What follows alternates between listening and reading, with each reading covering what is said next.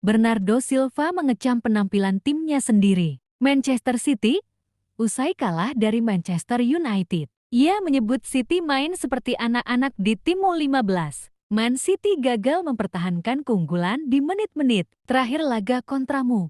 Unggul dulu berkat Josko Gvardiol sejak menit ke-36. Man City dipermalukan di Etihad Stadium. Minggu 15 Desember tahun 2024 malam WIB dengan 2 gol di penghujung laga. Aksi Amad Diallo memanfaatkan blunder Matheus Nunes berujung penalti yang sukses dieksekusi Bruno Fernandes pada menit ke-88. Amad lantas menentukan comeback. Mau 2 menit berselang dengan golnya.